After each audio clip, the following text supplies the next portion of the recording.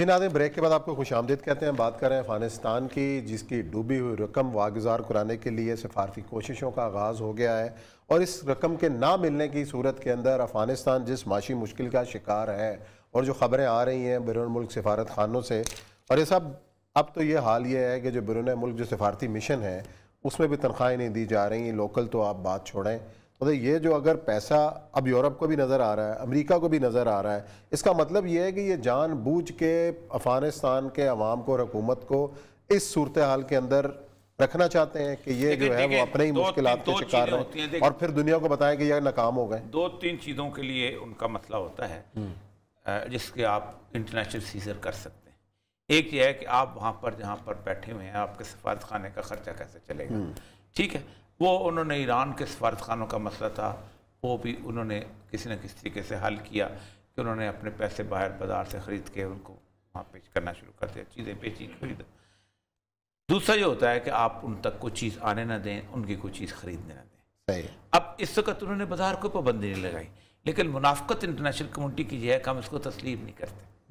एक एग्जिस्टेड चीज़ को तस्लीम नहीं करते, एक चीज जो वजूद रखती है उसको तस्लीम नहीं करते। इससे बड़ी मुनाफकत क्या हो सकती है? सही है। एक चीज जिससे आप एग्रीमेंट करके निकलते हो उसको तस्लीम नहीं करते, एक चीज जहां आप दौरे करते हो उसको तस्लीम नहीं करते। यानी ये तो मुनाफकत की इंतहा है। लेकिन आप अंदाजा करें कि ये किसी मुल्क के इंटरनल सोसाइटी को खत्म नहीं कर सकते किसी तौर पर भी। वो उन्होंने, आज मैं इसका इनका बजट पढ़ा था, देखें सबसे बड़े उज़्बेकिस्तान से उनको जो बिजली आ रही थी उसके अंदर तकरीबन उनका मसला हुआ था, अब उन्होंने आज उनको उसको ठीक कर लिया। कल उनका जो है उनका जो परेड हुई है उससे खोस्त में एक 203 पर उसकी परेड की वीडियोस देखने वाली हैं कि किस तरीके से उन्होंने उसको। अच्छा, जहाज़ों का भी उन्होंने मुतालबा किया उज़्बेकिस्तान काज़ाकिस्तान से कि हमारे जहाज वापस करो वहाँ पर एयरलाइन है वो जाके पार्क करके आगे थे, वहाँ पे जाके पायलट भी ले गए, जहाज भी ले गए, वो उन्होंने कब्जा कर लिया वापस। अब देखें तुर्कमानिस्तान का जो प्रोजेक्ट है वो इस वक्त जो उन्होंने साइन किया है, अब 20 जनवरी से हेरात के इलाके तोरगंडी से होगा। इसमें प्रोजेक्ट पर बताया 588 मिलियन डॉलर सर्व करेगा, 20 मिलियन डॉलर समाजी और उसकी बहबूद के ऊपर, और उसके बाद आगे उन्होंने इक़्तिसादी सरगर्मियों के साथ साथ उन्होंने कहा 1800 किलोमीटर पाइपलाइन चारों मुल्कों तुर्कमेनिस्तान, अफगानिस्तान, पाकिस्तान और इंडिया। 143 किलोमीटर तो जो है वो रोड होगी जहाँ से वो गुजरेगी कंधार और इससे गुजरेगी, और इसको 2200 अरब और 500 मिलियन डॉलर की लागत। ये अच्छा 500 मिलियन टन मकाफ फीट 20 साल के अंदर वो उनको मिले। ये माहदे भी साइन हो रहे हैं जो इर्द गिर्द के कंट्रोलिंग कंट्री नेबरिंग कंट्रीज हैं।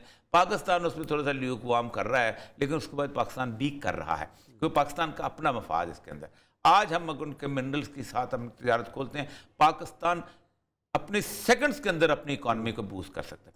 सिर्फ लिथियम ही वहां से खरीद के आगे जाके इसको मार्केट कर देगा। आपकी बासमती लेके लोग कहां से पहुंच गए, उनका मार्बल लेके, अगर उनके बाकी चीजें सोना चांदी पता नहीं क्या क्या कुछ है जो कि उसके अंदर जो माइनिंग करके आप कर सकते हैं, लेकिन नहीं हम कर रहे हैं। अपने मुल्क में नहीं कर पा रहे सर, अपने मुल्क में बलूचिस्तान के सारे ज़खायर थे। मैं उस बंदे का नाम नहीं लेना चाहता जिस बंदे ने रेकोडेक को तबाह किया। रेकोडेक है और बड़ा, देखिए मेरी बात से हमने कहा पाकिस्तान में जो कुछ शेर के बच्चे खड़े होकर कहते हैं ना कि हम ये कर सकते हैं वो कर सकते हैं, हम खुद कर लेंगे, उन्होंने इसको दबाया। रेकोडेक जिस वक्त मैं चागी में था तो उस वक्त BHP जो थी ऑस्ट्रेलियन कंपनी वहाँ पर आई थी, तो उन्होंने मुझे कहा था कि इट इज़ एटलीस्ट 2nd और 3rd बिगेस्ट रेजरवायर। अब वो मट्टी है, उसको एक टेक्नोलॉजी ने सोना बनाना है। आपके लिए मट्टी है, आप उस मट्टी से पहाड़ बनाएं, घर बनाएं, कुछ करें, या आप आपदस के साथ काम लें, फर्क तो कोई नहीं पड़ता ना। वो मट्टी पहले साफ होती है, उसको ग्राइंड किया जाता है, ग्राइंड होकर उसको साफ किया जाता है, साफ होकर उस स्मेल्टर में डाली जाती है। वो एक इतना लंबा पटा आता है, वो पटे में लोहा भी होता है, उस पटे के अंदर चांदी भी होती है, उस पटे के अंदर तांबा भी होता है, उस पटे के अंदर पीतल भी होता है, और उसके अंदर 0.2% सोना भी होता है। ये फिर रिफाइनरी में जाता है। ये एक अजीबोगरीब टेक्नोलॉजी है। ये केमिकल डालोगे तो लोहा लैदा हो जाएगा, आयरन और निकल जाएगी। ये केमिकल निकाल डालोगे तो ये लैदा हो जाएगा, ये आखिर में सोना रिफाइंड हो। ये काम आपको करना आता होता ठीक है, वरना तो बलूचिस्तान का बलोच पहले भी उधर बैठ के तो मिट्टी का घरौंदा बनाता था, आज भी उसी मिट्टी से उसी मिट्टी से लोगों ने घर बनाए हुए हैं। देखे ना, ये माइन नहीं होती, जो गोल्ड माइन होती है, जो ओपन सरफेस पिट होती है। जैसे आप भट्टे की ईंटें बनाते हैं ना, वैसे आप जमीन खोदते हैं, जमीन के ऊपर सारा कुछ होता है। तो हमारे यहाँ एक साइंसदान थे, मैं नाम नहीं लेना चाहता, उन्होंने कहा हम कर लेंगे, ठीक है। अब वो एग्रीमेंट के बारे में कुछ बलूचिस्तान गवर्नमेंट को लालच पड़ा कि जी उस ज़माने में 1998 में ये हो गया हुआ है, अब हम दोबारा करेंगे तो कमीशन मिलेगा, ये करेगा वो करेगा।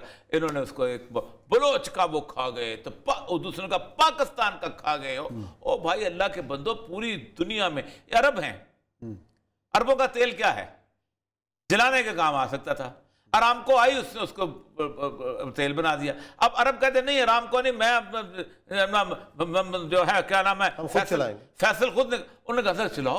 अब उसमें से कम 100 प्रोडक्ट निकलती हैं, वैलिन उसमें से निकलती है, वो ऑयल तो बालों को लगाने वाला ऑयल, पता नहीं क्या क्या बाई प्रोडक्ट्स निकलते हैं, बीच में से एक रिफाइंड तेल भी निकलता है, आयोडाइन भी निकलता। अब वो कहते हैं कि नहीं, अब ये टेक्नोलॉजी या तो खुद आप हासिल कर लो, यही हमने कोल माइन में किया। असल मसला यह है कि अफगानिस्तान की उस चीज से हम फायदा उठा सकते हैं, हम उसकी रॉय खरीद लें, तो जितनी देर तक डेवलपमेंट रॉय खरीदे तब भी। मैं आपको बताऊं, आपका सारा मार्बल वहां से आता है। अफगान इकॉनमी को कोई मसला नहीं है। अब जहां तक इस बात का तल्लुक है, प्रोपेगेंडा चल रहा है।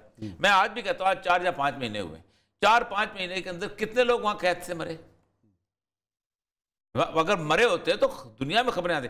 45 बंदे रोज मरते थे जिस वक्त अमेरिका वहां था।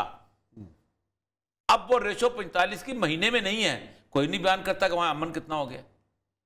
मौत से बड़ी चीज तो कोई नहीं है ना, मौत से ज्यादा नुकसान तो कोई नहीं होता ना। 45% डेली का कत्ल होते थे, मरते थे कितने। अब एक चीज, दूसरा कहते हैं कि जी तनख्वाहें देने को पैसे नहीं है और सफारतकार छोड़। दुनिया में हर डेवलपिंग कंट्री का सफारतकार, पाकिस्तान के मैं नाम गिन सकता हूं। आपको पता है जो डुअल नेशनलिटी के जब निकले थे तो सबसे ज्यादा फॉरेन ऑफिस के थे। जिसको मीडिया अच्छी जगह पोस्टिंग मिली है उसने वहां जाकर नेशनलिटी, बच्चे वहीं छोड़ के वापस अकेला आ गए।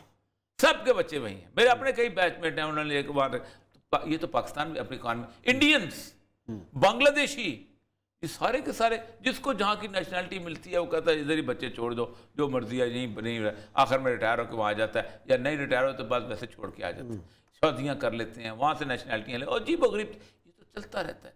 और दूसरी बात यह है कि वहाँ पेमेंट वाकई नहीं हो पाती। उसमें होता यह है कि नॉर्मली ईरान करता था, जॉब अलाउ कर देता था कि आप सफारतकार हैं, हम आपको जॉब करने के लोग, आप वहीं कमाएं साथ। और जाहिर बात है अफगान तो कमाने का जितना अफगान कमा सकता है, एक तो ये चीज़। दूसरी वहाँ पर उन्होंने बजट पास किया अपना रेवेन्यू लेके, रेवेन्यू के टारगेट लेके, उसके हिसाब से। फिर सबसे बड़ी बात यह है कि उन्होंने हेल्थ प्रोजेक्ट, माहिरीन कहाँ से लिए? पाकिस्तान से तो नहीं लिए? किसके? इकोनॉमी के? नहीं, पाकिस्तान से कोई नहीं लिए। मैं बताता हूँ 6 बंदे जो उन्होंने लिए। वो जो बंदे उनके इकोनॉमी के माहिर हैं वो कौन लोग हैं? सूद के ऊपर नहीं, उन्होंने 6 बंदे लिए हैं, नहीं छोड़े रहने। पाकिस्तान का कोई नहीं है। अच्छा, I know them very well। वो तो नहीं IMF या वर्ल्ड बैंक से आए? नहीं, वाई ना वर्ल्ड बैंक के नहीं, और वो इस्लामिक बैंकिंग वाला भी कोई नहीं। अच्छा, इस्लामिक बैंकिंग वाले भी नहीं। तो फिर कौन चलाएगा उनकी? ये स्थानक ज़ई साहब चलाएंगे या कोई और चलाएंगे? डेवलपमेंट नहीं, चलाए की बात नहीं है। पहली बात तो ये है कि पाकिस्तान में तकरीबन 2,90,00,000 के करीब लोग बैंक में जाते हैं, ठीक है। बाकी 20 करोड़ को कौन चलाता है? उस बैंक में नहीं जाते। ये एक बहुत बड़ा फ्रॉड है कि बैंक मुल्क चला रहा होता है।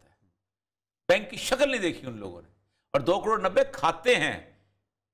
मेरे भी 3-4 खाते हैं, आपके भी 2-3 तो होंगे ना। आप सोचते ओरिजिनल जो है वो 2-2.25 करोड़ बन जाते हैं, 2 करोड़ बन जाते हैं, ठीक। तो इसका मतलब यह है कि बैंक तो बेसिकली एक्यूमुलेशन ऑफ वेल्थ का मतलब बहुत बड़ी अजीबोगरीब थ्योरी, बहुत बड़ा फ्रॉड है।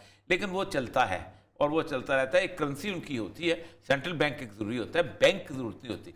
वो भी करेंसी के लिए अगर आप उसमें कॉइनेज जो है सोने और चांदी कर दें, उसकी भी जरूरत नहीं होती। एक दौर में आपने ये बड़ी तहरीक शुरू की थी, मैं नाकाम हो गई। नहीं, मैं तो की थी, इसलिए कि हम गए थे, हमें माइंड करने दें। मैंने तो कहा था गोल्ड दिरहम का क्रेडिट कार्ड, आप क्रेडिट कार्ड अलाउ करते हो, मेरा सिक्का सोने का नहीं अलाउ करते हो। क्रेडिट कार्ड तुम्हारे बाप का सरकारी होता है। बड़ी साइंस है इसके ऊपर, थोड़ा नहीं, कोई साइंस नहीं है उस्मान साहब। सिर्फ एक आखिरी बात कर दूं, क्लोजिंग कर रहे हैं कि आपने सोने का टकसाल बनाया, ये सिक्का है। फ्रांस में एक बंदे ने टकसाल बनाया, एक सिक्का है। फ्रांस जगह टकसाल बनाया, सिक्का। आपको ना पता मेरी करेंसी का रेट क्या है, सबका एक जैसा है। सब, कोई इन्फ्लेशन, कोई एक्सचेंज रेट, कुछ नहीं। रसूल अकरम सल्लल्लाहु अलैहि वसल्लम ने कतन अलाउ नहीं किया। उसने कहा जो सोने का सिक्का 1 तोले का मिलता है खरीदो और चला दो। कोई बैंक की जरूरत नहीं है, कोई स्टेट करेंसी की जरूरत नहीं पड़ती। आप सोना चलें जहां जाके बेचते हैं। चलें जी, प्रोग्राम का यहाँ वक्त ख़त्म होता है। इंशाल्लाह पीर को मिलेंगे नए मौज़ूआत के साथ। अपना ख्याल रखें। अल्लाह।